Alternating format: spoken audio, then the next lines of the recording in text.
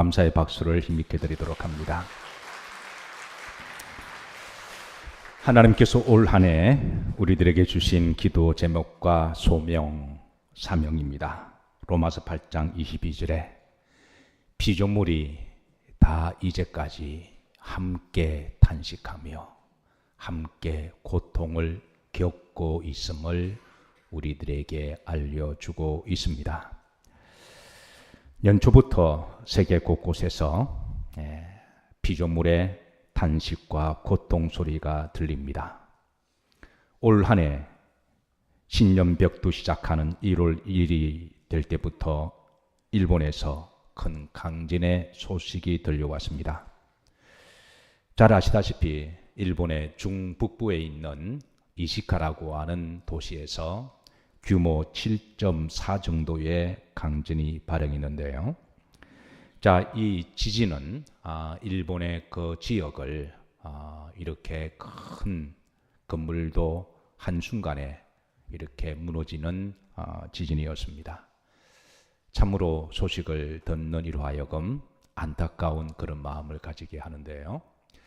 이 지진은 그 지역을 판 자체를 뒤엎어 놓는 그런 도시가 되었습니다. 수많은 집들이 한순간에 무너지고 수많은 이재민이 발생을 했습니다. 그런데 주민들을 더욱더 불안하게 하는 것은 이 지진이 한 번으로 끝난 게 아니라 그 이후로 계속 여전히 이렇게 발생했는데요. 여전히 무려 130여 번에 여전히 있었다고 그럽니다. 그리고 여전히 있을 때마다 주민들은 더욱더 공포와 두려움 속에 떨게 만들었는데요. 한 7만 명 정도의 이재민이 발생했다라고 일본에서 보고를 했습니다. 한 달이 지나고 이제 이 지역은 어떻게 되었을까요? 이 이시카 도시가 이제 두 가지 별명을 생겼습니다. 첫 번째는 수평이 사라진 도시다. 수평이 사라지게 되면 문제는 건축을 할 수가 없는데 문제가 있는 거죠. 그래서 다시 복구하는데 이게 보통 어려운 문제가 아니라고 그럽니다. 그러니까 수평이 사라진 지진으로 말미암아 지각 변동이 일어나고 이렇게 해서 이제 땅이 뒤틀려지게 되는 것이죠. 두 번째는 별명이 사람이 살 수가 없는 도시다. 그렇게 해서 여기에 사는 사람들이 이제는 뭐 수평이 사라지고 건축을 할 수가 없고 또 서로 다시 재건한다고 할지라도 언제 이런 강진이 일어날 줄 몰라서 주민들이 여기에 사는 사람들이 그 도시를 떠나고 있습니다. 참 안타까운 소식이 올해 1월 1일부터 해내탄을 건너서 우리에게 소식이 들려왔습니다. 1월 14일은 미 전역에 극한 한파의 소식이 들려왔습니다. 아마 미국에 지인이 있는 분들은 아마 적지 않은 염려를 하셨을 거예요. 체감 온도가 무려 50도까지 내려갔다고 그러니까 미국은 국가 비상상태를 선포하고 이 극한 한파에 노출된 사람들이 무려 1억 6천만 명이었으니까 그런 소식이 들려왔습니다. 우리의 반대편 남미 브라질에서는 폭우와 강풍의 소식이 들려왔습니다.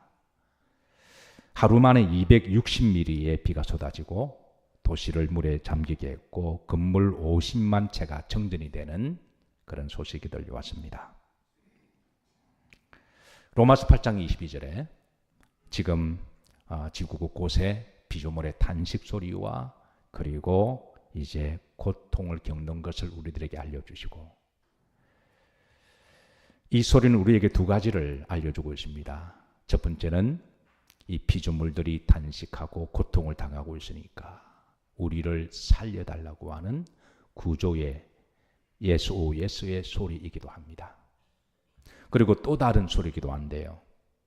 만약에 우리가 이런 피조물들이 탄식하고 고통당하는 것을 외면하고 우리가 못 들은 척하고 지나간다면 그 피조물의 탄식 소리는 곧 인류의 인간의 탄식 소리가 될 것임을 경고의 소리이기도 합니다.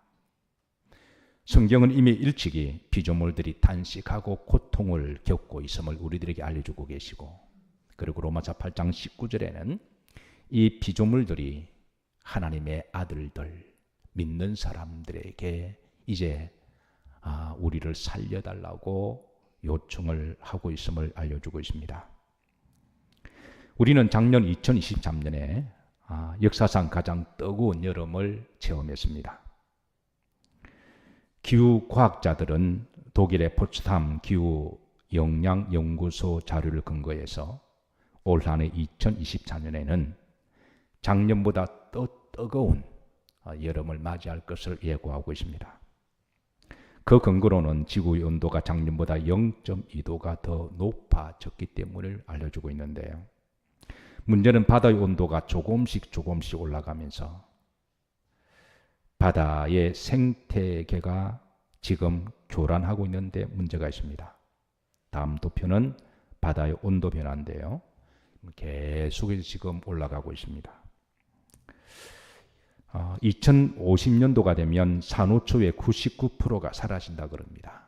해변가에 대부분 산호초가 노출이 되어 있고 온도가 올라가면 제일 민감하게 이제 죽음을 맞이하는 게 산호초라 그러는데요. 산호초는 바다의 생태계의 40%를 책임지고 있다고 그래요. 바다에 살고 있는 생명체, 고기 종류만 해도 전체 물고기 4분의 1이 산호초에 의존해서 살아간다고 그러니까 이 산호초의 이 죽음은 바다의 죽음을 불러올 뿐만 아니라 지금 바다가 소리 없이 점점 전 영역으로 바다 안의 생태계가 교란이 일어나고 있습니다. 근간에 또 중동의 안타까운 소식이 들려옵니다. 미사일이 막 이제 날아다니고 그 미사일이 날아다니면서 땅에 떨어지는 것도 참 우리가 가슴 아픈 일이지만 저는 바다에 떨어질 때마다 인류의 그 생명을 공급하는 근원이 사실은 바다잖아요.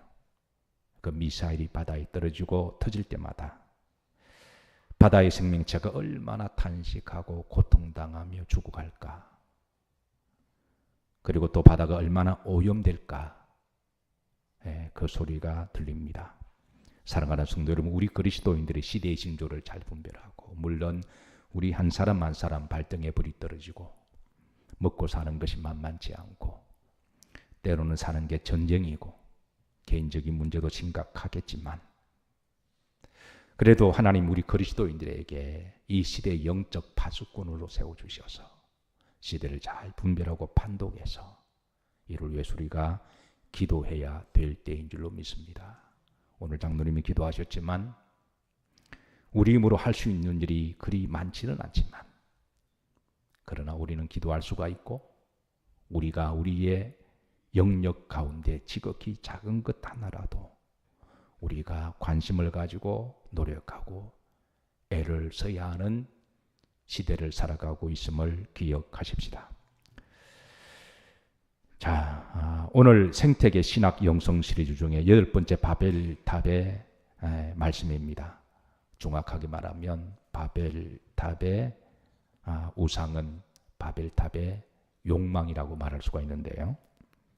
우리는 지난번 말씀에 인간의 죄악으로 노아의 홍수 심판을 경험했습니다. 그런데 하나님은 노아 심판 후에 우리를 긍휼히 여겨주셔서 새하늘과 새 땅을 주셨습니다. 그리고 하나님은 다시 우리들에게 생육하고 번성할지어다라고 축복하셨죠. 그런데 인류는 세월이 흐르면서 왜 인류가 하나님의 심판을 받았는지 그 영적 레슨을 까마득하게 잊어버렸습니다. 독일의 심리학자 에빙하우스는 소위 인간에게는 망각의 곡선이 있다라고 발표를 했는데요. 그 망각의 곡선은 이렇습니다. 우리가 뭐를 배우고 나면 1시간 만에 50%를 잊어버린대요. 그러니까 여러분들이 설교를 듣고 나가서 조금 지나서 설교를 잊어버리는 것은 여러분들의 머리가 나쁜 게 아닙니다. 일반적으로 50%를 잊어버린다고 이야기합니다. 하루가 지나면 70%를 망각한다고 그럽니다. 한 달이 지나면 80%를 망각한다 그러죠. 1년이 지나면 한 90%가 되지 않을까요? 우리는 작년에 역사상 가장 더웠던 더위를 체험했습니다. 그리고 우리는 가을을 맞이했고 또 겨울을 지금 끝자락에 있습니다. 우리가 봄을 맞이하고 그러는 사이에 대부분 우리는 한 몇 개월 사이에 작년의 그 뜨거웠던 맛을 우리는 또 잊어버리고 살아갑니다. 기후학자들은 어쨌든 올 여름은 작년보다 더 뜨거울 것으로 예측을 하고 있는데 우리가 두고 볼 일입니다. 그래서 이 에빙하우스는 이 사람에게는 만각국선이 잘 잊어버리는 게 있는데 이게 그 다음에 최고의 방책은 뭐냐면 자주 기억하고 학습하고 반복하는 기억밖에 없음을 제시하고 있습니다. 성경은 우리들에게 지속적으로 반복적으로 하나님의 말씀을 전해주십니다. 그리고 그 하나님의 말씀을 피조물들이 그 탄식하는 소리가 여러분 사실은 이 로마서가 기록될 때만 하더라도 2000년 전에 기록된 말씀이잖아요.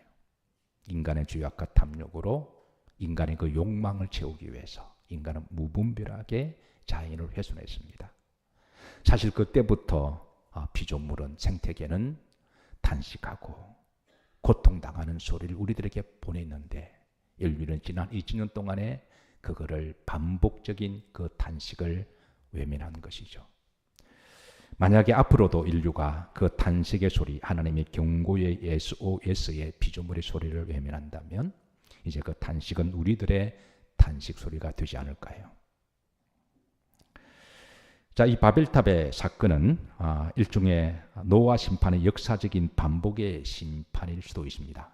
하나님은 인간의 죄악과 탐욕으로 노아의 때에 물로 심판하셨고, 그런데 이 바벨탑의 또 심판은 또 역사적 레슨을 잊어버린 또 하나님의 심판의 사건이기도 합니다.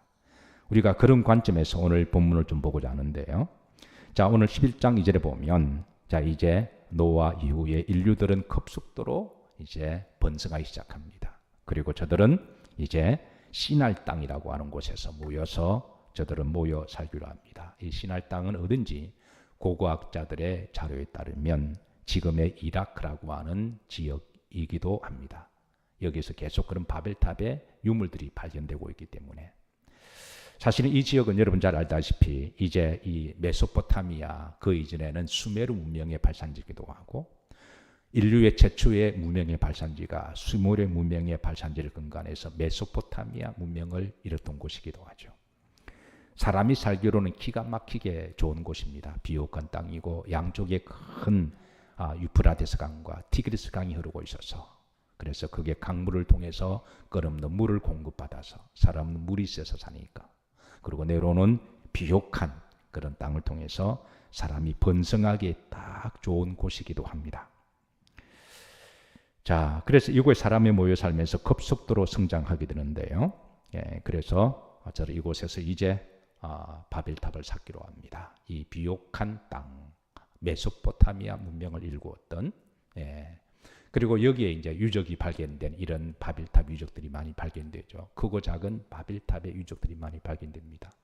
자, 이런 자료들을 근거해서 고고학자들이 시뮬레이션을 통해서 이제 고대에 쌓았던 바벨탑은 이런 모형이 아닐까라고 도면을 내놓습니다. 자, 저들이 이제 4절에 보면 이렇게 말합니다. 바벨탑을 쌓게 된 동기와 목적을 이야기합니다. 사실 건물을 높이 올린다는 것 자체는 문제는 아닙니다. 건물을 크게 짓는다고 하는 자체도 문제가 아닙니다. 그건 얼마든지 하나님 우리에게 지성과 또 과학적 지식을 주셨으니까 우리가 노력하고 연구하면 얼마든지 더 올릴 수도 있는 것이고 더 넓힐 수도 있는 것이죠. 그런데 문제는 동기와 목적입니다. 성경은 바벨탑을 쌓게 된 동기와 목적을 우리들에게 알려주는데요. 자, 4절에 보면 저들의 동기와 목적은 우리의 이름을 내자. 우리의 이름을 내자. 그러니까 하나님의 이름이 아니라 인간 중심의 소사이어티, 인간 중심의 이제 사회, 유토피아를 인간 중심으로 순공하고자 하는 우리의 이름을 내자라고 하는 그 욕망을 우리들에게 알려주고 있습니다. 두 번째, 우리가 흩어짐을 면하자. 4절에 보시면 후렴절입니다. 우리가 흩어짐을 면하자.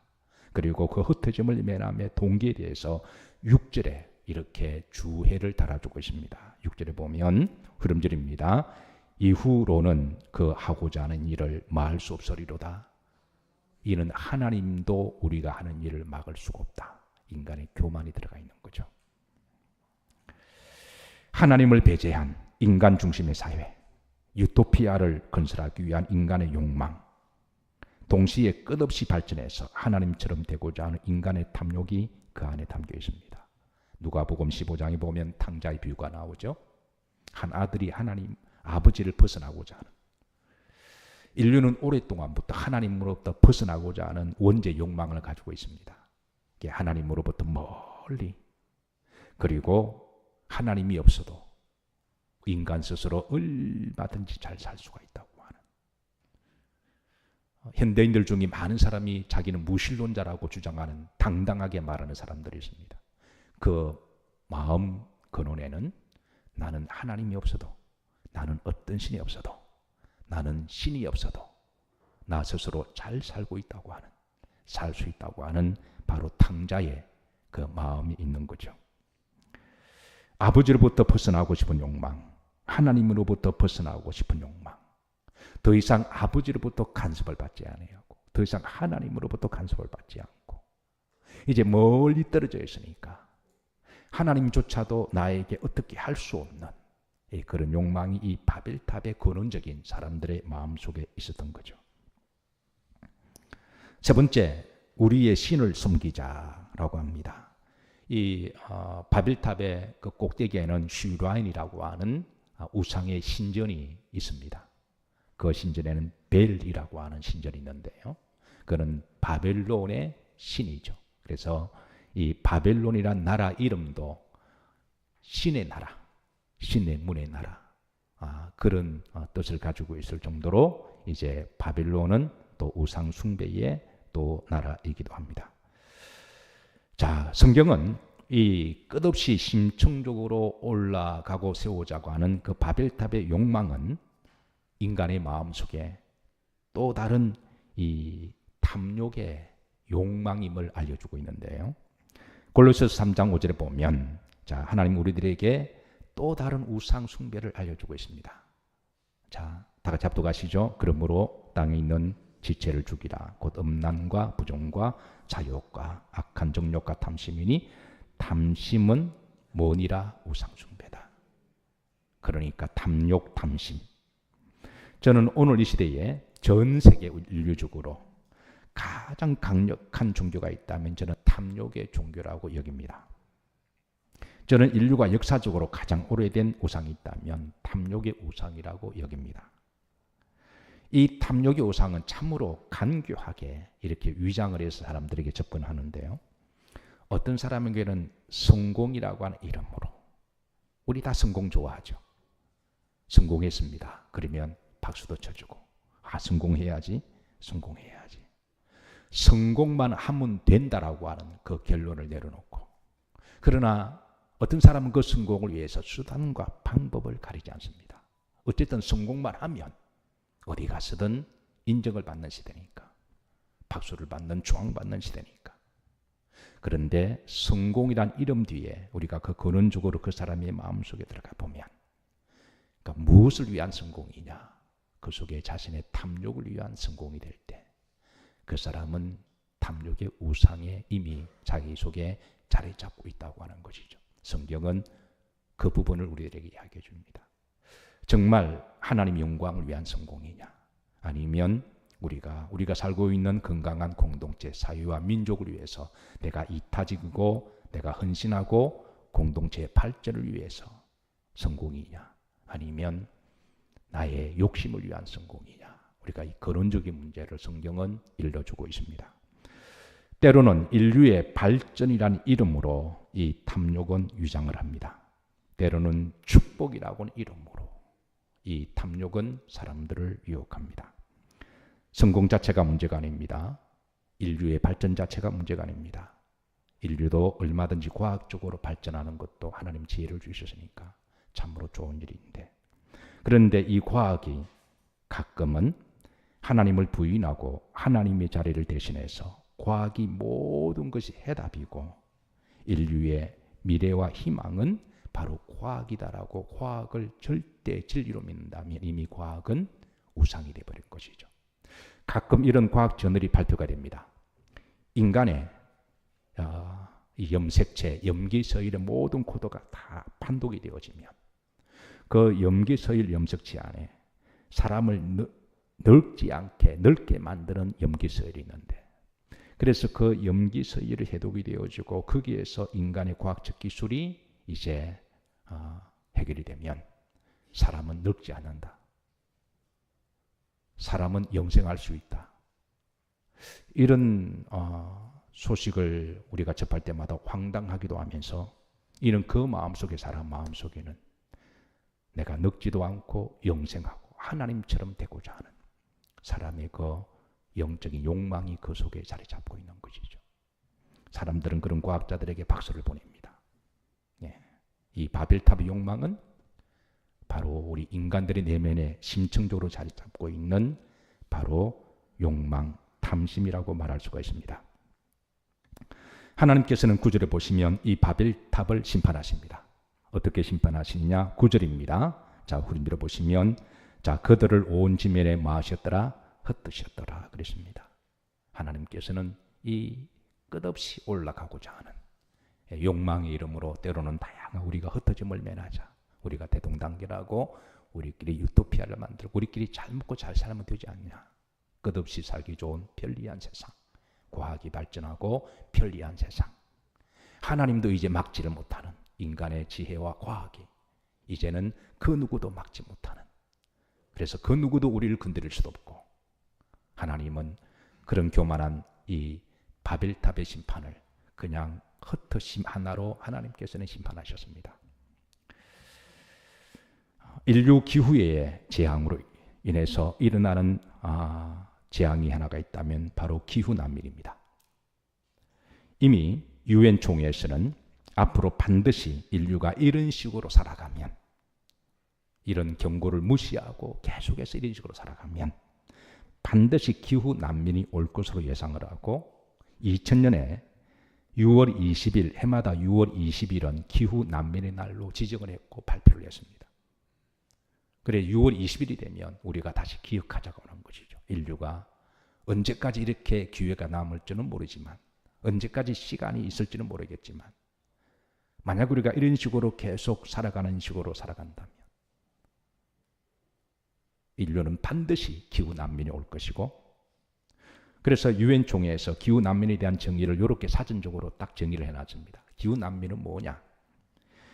기후위기가 심화되면서 갑자기 기후재난을 당했을 때 자기가 살던 곳에서 더 이상 살지 못하고 다른 곳이나 다른 나라로 이주하는 상황, 이런 사람을 기후난민이라고 정의를 했습니다. 통계를 내놨습니다. 이 기후난민의 통계를 보면 2008년에는 2170만 명이었습니다. 해마다 늘어갑니다. 2016년은 2300만, 2022년에 이제 근간의 자료 통계죠. 여기에 이 도표를 보시면, 자료화면을 보시면 이제 주황색은 전쟁 난민입니다. 주황색은 전쟁 난민으로 무려 2023년에 전쟁 난민으로 이제 그 수가 2830만 명이었습니다. 전 세계 전쟁이 지금도 일어나고 있죠. 예, 시리아의 전쟁의 난민들이 끊임없이 보트를 타고 쿠바 난민이라든가 이런 난민들이 전 세계로 고향을 떠나고 집을 떠나서 2830만 명인데요. 이 파란색은 기후난민입니다. 얼핏 봐도 전쟁 난민보다 기후난민이 더 많아 보이죠. 기후난민은 작년 한 해에 3260만 명이 2022년 동안 한 해에 이 난민들이 발생했습니다. 문제는 앞으로 이 기후난민은 언제 어디서 어느 나라든 갑자기 기하급수적으로 증가할 수 있다는 거예요. 마치 일본 같으면 그래도 얼마나 잘 사는 나라입니까? 그런데 그게 이 시가현에 갑자기 하루아침에 그렇게 강진이 일어나므로 그 지역에 사는 사람들이 더 이상 살 수 없이 이동할 수밖에 없는, 그래서 그 지역의 난민들은 지진 난민으로 그렇게 부르고 있습니다. 판 자체가 수평이 틀어졌고 그 지역이 다 뒤틀어졌기 때문에. 그래서 사고 당시는 7만 명의 이재민을 낳았지만 이제는 그게 문제가 아니라 그 도시 전체의 사람들이 살 수 없이 살던 고향을 버리고 떠날 수밖에 없는. 그래서 신종 또 사회학적 용어가 등장했습니다. 지진 난민. 앞으로 여러분 화산 난민도 발생하지 않을까요? 후지산도 언제 폭발할지도 모른다 그러고 백두산도 언제 폭발할지 모른다 그러니까 백두산이 만약에 폭발하게 되면 아마 그 화산 난민이 그 주변에 있는 백두산, 장백산 그 밑에뿐만 아니라 남한까지도 그게 영향력이 있다 그러니까 우리가 정말 깨어서 우리가 기도해야 될 때인 줄로 믿습니다. 다시 6절 말씀 보십시다. 6절 보시면 후렴지로 보면 바벨탑을 쌓는 이들이 이렇게 이야기합니다. 이후로 우리가 하는 일을 막을 수가 없을 것이다. 어디서 많이 듣는 말 아닌가요? 지금 성경이나 또 여러 이 생태계에 관심을 가지는 그게 뭐 이제 환경에 관련된 사람들일 수도 있고 무엇보다도 시대적 요청에 의해서 하나님이 로마서 8장 22절에 우리 그리스도인들에게 피조물의 탄식 소리와 고통 겪고 있는 것을 우리들이 알려주셨고 그래서 우리가 주님을 믿는 사람이라면 하나님이 만드신 이 자연 동산지기로서 우리가 잘 지키고 잘 보관해야 될 책임이 있는 그런 성도로서 우리가 이런 소리를 듣습니다. 그리고 심층적으로 들어가 보면 지금은 겉으로 뭐 우리가 석유를 좀 덜 개발하자, 이산화탄소를 좀 농도를 줄이자, 뭐 탄소 제로 운동을 하고, 그리고 또 이제 오존층을 줄이고, 우리가 이런 이야기, 사실은 이 문제는 표상적인 문제고, 이거를 막을 수가 없는 거는 아무리 그렇게 이야기해도 이게 막을 수가 없는 거는 그 마음 속에 그거를 통해서 탐욕을 욕망의 신을 그 속에 있는 한 우리는 이를 막을 수가 없습니다. 때로는 석유를 막 시추하면서 올리면서 이거 없으면 자동차가 어떻게 굴러가냐, 어떻게 인류가 살아갈 수 있느냐, 이렇게 합리적인 이야기를 하지만 사실은 그 이면에는 그게 이득을 보는 사람들의 그 탐욕이 그 속에 있기 때문에 아마 이 일은 막을 수가 없을 거예요. 인간의 그 욕망을 누가 막을 수 있을까요?